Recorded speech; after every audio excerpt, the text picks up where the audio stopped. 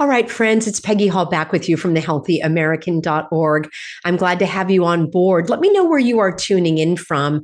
I am going to be sharing with you a story that comes out of not only Hawaii, but out of the Midwest. I want to share with you a personal story about eminent domain, how the government can legally steal your property.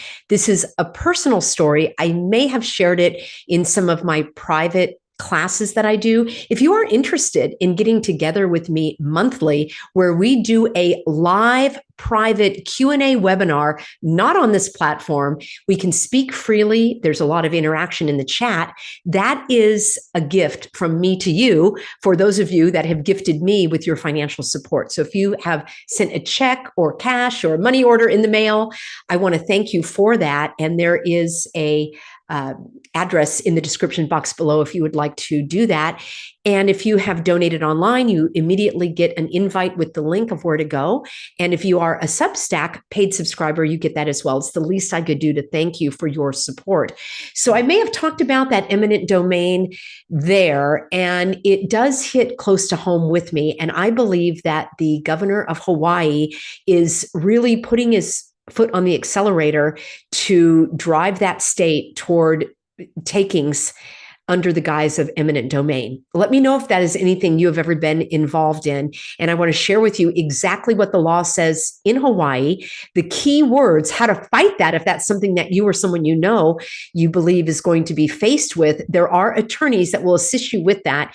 And I don't have any personal experience with any attorneys in that, but I will tell you the story of what happened to my family.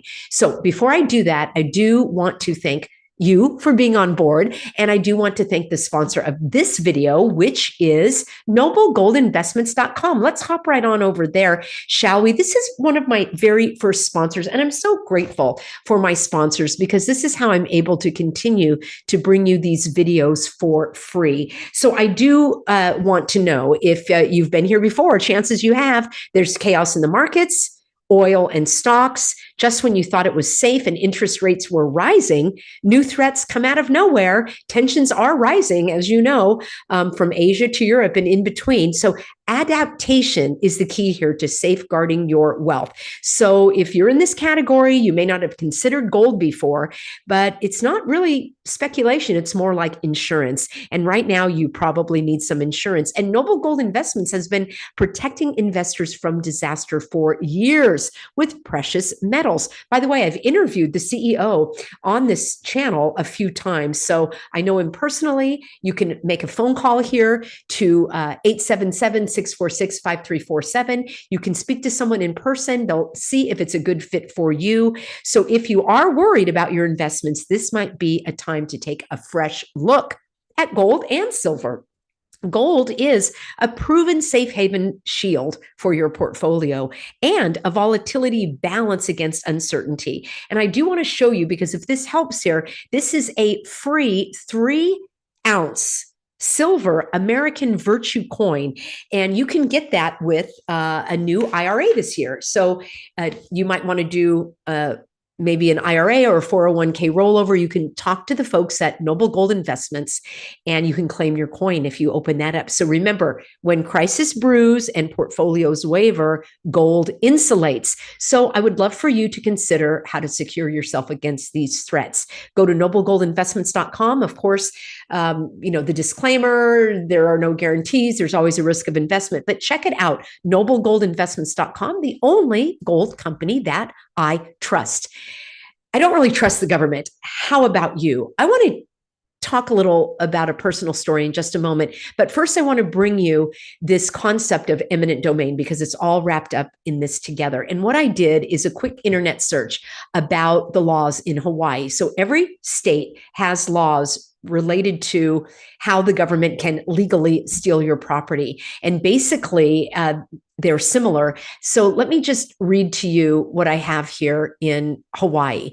And the eminent domain laws, I just want to give you a quick summary, and then I will leave a link for you if you want to read more, or if you or someone you know you are thinking that you might be threatened by this. So the government the 4 major counties in Hawaii and certain private entities, this is kind of strange, which are delegated with the power of eminent domain may, and here are the key words, friends, they may condemn private property for public use. So they're putting through a railroad. There's been an ongoing case where they want to take this one man's property and they're condemning it and saying he's not going to be able to use it because we're going to put this railroad through. So that would be an example of taking that. Now the government does have to pay you for your property. So the legal requirements under both, and there are state laws and there are federal laws. So under both Hawaii state and the US federal law, private property can only be taken or damaged for public use. Are you with me? So we want to think about how the dictator, the governor of Hawaii would be employing this in order to take these damaged properties and create public housing. Mark my words, this is what I see coming down the road. And I want to tell you my own personal experience with it. So the courts have interpreted public use to include public purpose. So the governor has his platform of housing is healthcare, right? He believes that doctors should write a prescription and you go fill it at a pharmacy, I guess, to get a house. I mean, how cool is that? That's kind of strange. And I agree that living in a, sanitary conditions, a place that's not riddled with crime and bandits and drug users and all of that, obviously nobody wants to live like that. So yeah, I think there is something to moving in that direction. My issue is how the governor in Hawaii wants to sidestep the legislature, because that's where these choices and laws should be made. So the condemning authority, that could be the county, it could be the state, it could be the city, must possess the proper delegation of powers of eminent domain authority from the state. So if the governor decrees or the legislature decrees that someone or some entity now can claim eminent domain, that's where they can legally steal your property. So just compensation is the term that is used, meaning fair compensation must be paid for the property being taken or damaged. Now let's think about that a little bit. So consider what happened in Lahaina, and you're looking at this property that no longer exists. All there is a piece of land. They've already cleared it, and the state or the county could say that it is uninhabitable, that it must lay, fallow, nothing being built on it for a period of years. I'm just using this as an example, whereby all of the toxins have to be mitigated and released and so forth. I mean, that's probable I don't know if it's probable, it's possible that they could do that. Now, what is the just compensation for that piece of land that nobody can build on? It's not like you have your house and the furnishings and everything. So where is that number going to come from? So I'm reading from this website that I will give to you. It's called Owners Council of America. Once the decision to proceed with the government entity of taking the property and acquiring the property necessary, then you could challenge this as a property owner. You could go to court. So you may say that this is being taken illegally, that there is not a public use or purpose that your property falls under, and that this prerequisite to this legal action, which is your property, would be you. I'm not in favor of this eminent domain anyway. It's your private property. So it's crazy. In the state of California, they did this near LAX airport. I'll have to do a story on that as well, where they basically bought out this entire housing development, like a little town, and it still is like a ghost town. It's kind of eerie. There are street lights and there are roads, but the houses are pretty much demolished, and it's still sitting there empty. So it's behind a chain link fence. It looks really run down. Let me know in a comment if you'd like me to bring a story on that. I find it really, like, 50% fascinating and 50% creepy. But I think it's important that we look at this because that property was taken, and this was like oceanfront property that was taken by the government, and it's sitting there empty. So where's the public use and the public purpose there? It goes on to say, even ask that question, what constitutes a public purpose? So in Hawaii, the Hawaii Constitution limits the use of eminent domain to public use, which means, as I described, public purpose. Typical uses that would satisfy this public use or public purpose would include public roads, parks. Remember when Joshi said we might have a public memorial here in the downtown area of Lahaina? And remember in my previous video, which you can find in my Maui Fires playlist, I showed you that the county of Maui and the city of Lahaina already had a major transportation corridor set out for the very area that was burned, and they did that years prior to the event. So a lot of interesting things to dig into.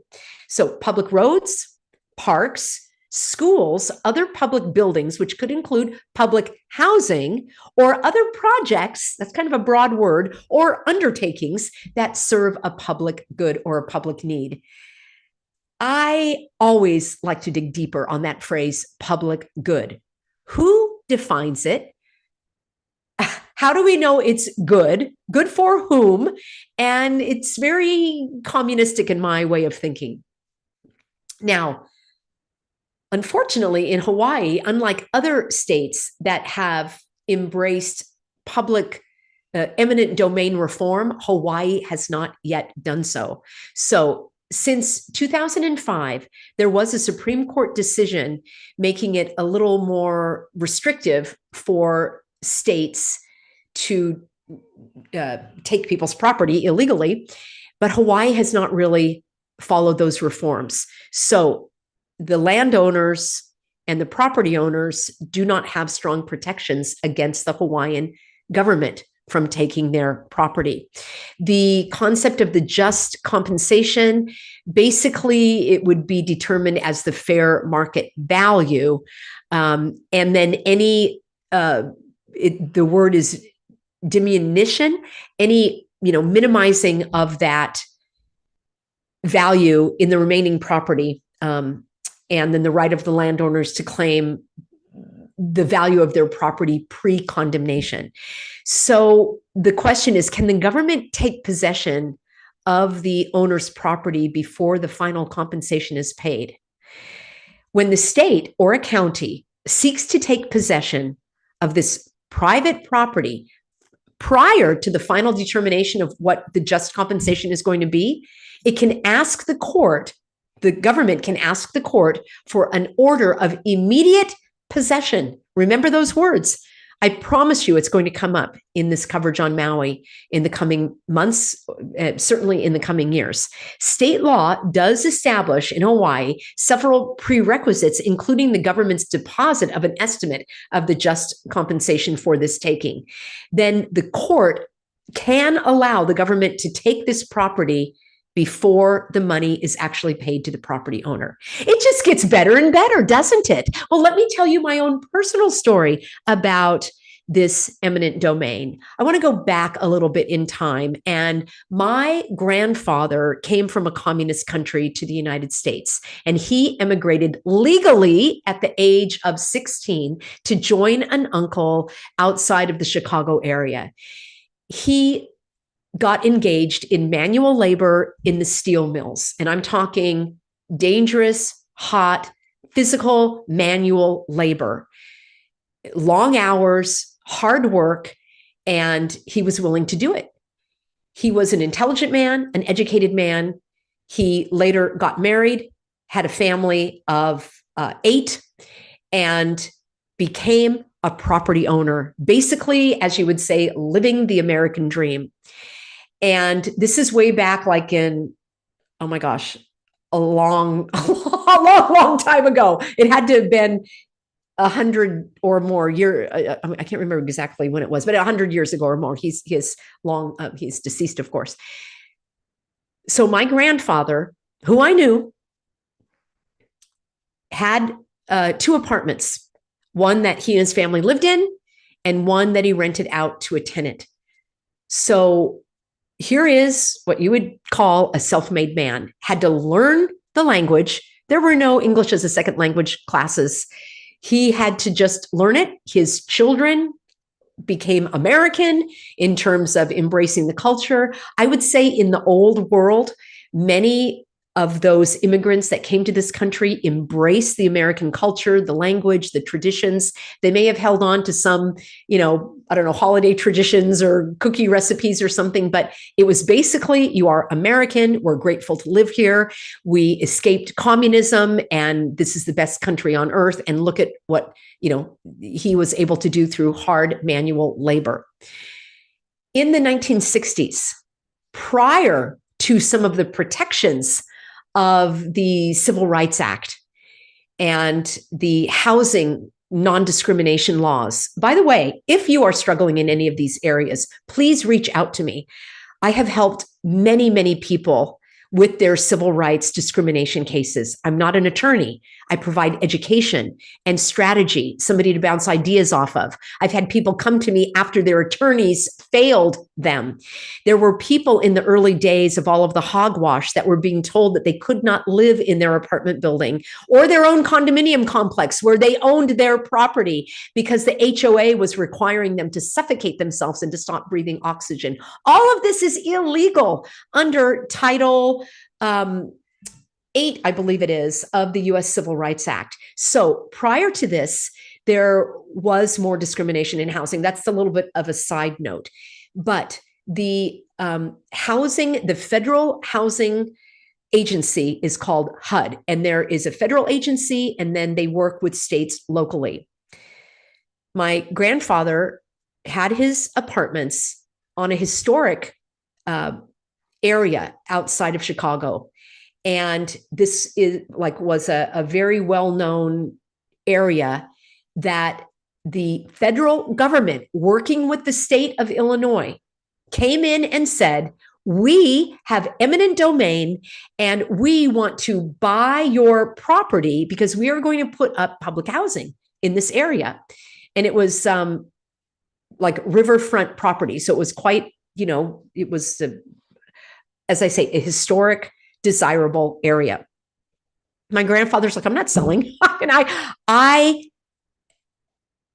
through my own blood, sweat, and tears and sacrifices and savings and fortitude and determination and overcoming adversity with the language and the culture, and this is my livelihood and I don't want to sell. And I think he might have been one of the last holdouts on that whole block of houses, of property owners that I'm not going to sell. And again, I was not, I wasn't really a part of this. I was this was I was a very, very young child at the time, but I saw newspaper articles, and there was actually a video, which I would love to share with you, but I can't find it right now. A family home video of the day. This is actually hard to squeak out here. The government took this property through eminent domain, paid under the fair market value, as I understand it. And it made the front headlines in the newspaper of the wrecking ball, like a giant demolition wrecking ball going through my grandfather's properties. How do you like them apples? Them are pretty rotten apples. The area was raised. Some years ago, my family moved to California. I was basically, as I say, wasn't really a part of any of that. But years later, I wanted to see this in person. I wanted to see where my, mom and her family lived. And she said, well, I don't think you really want to see it. I'm saying, I'm really interested. I would like to see it. So we go there, and it is basically, it's public housing. And it had a little plaque for the historic riverfront area. And then we walked in a little bit, and within a minute or two, I felt unsafe. I felt uncomfortable. It was not a place that I wanted to be. It was the public housing projects. To this day, all right, the house was raised in 1968. The projects were put up, and to this day, corruption has followed this housing project. There has been corruption in the building, in the money, in the rentals. I think now it's owned by a bank, and the city is trying to buy it from the bank so that they can tear it down again because of all of it's like a drug den and a crime haven and all of that. It's like, was that really good for the city? Was that really good for the people living there? Could there have been another possible option rather than to steal the people's homes? And then why did they have to put it up there? I have so many unanswered questions. So this hits home for me personally. And I know that this is a part of my fight, of my freedom fight, of standing up for your rights, for my rights, for property rights, for individual rights. I stand for the freedom of the individual, the liberty of the individual, not of the common good, the public good. That is secondary. My grandfather was a hardworking, industrious, determined individual who then had what he created taken from the government. I mean, it's just stunning to me. Absolutely stunning, especially coming as an immigrant, someone who thought very favorably of this country. Now, that's my story in Illinois. Let me know if you know of other stories or you're involved in any of this. But the eminent domain is a slippery slope, and it's a reminder, as many of you like to remind me, that we don't actually really own our properties. Now, we do own them in that we can remodel them, we can do whatever we want, we can leave it vacant, we can live in it, we can have friends come over, but you are always paying property tax to the government. I personally don't see, I'm not against that. I do believe that property taxes are, at least where I am, going toward things that are important. Now, when we talk about federal income tax, that can be a whole nother topic of conversation. And there are, as you know, a lot of shenanigans and money being misspent that way. But that's my story. And that's the information about eminent domain in Hawaii. I'm going to be keeping my critical eye and my curiosity alert to see exactly what this so-called governor has in store for those property owners in Lahaina. It is a tragedy, an immeasurable tragedy in our lifetime. And my heart goes out to all of those that are affected. And my heart is encouraged by all of those that have been helping. When I went to New Orleans in the aftermath of Hurricane Katrina, there were thousands of people that came from all over the United States to help. And even in that devastation and in the horrible handling of the catastrophe, which became like a double catastrophe because the way that the recovery was botched. But what I focused on was all of the good that was being done by the individuals, and that buoyed up my spirits. And I always will recall that. I was focused in on animal rescue, which was very devastating.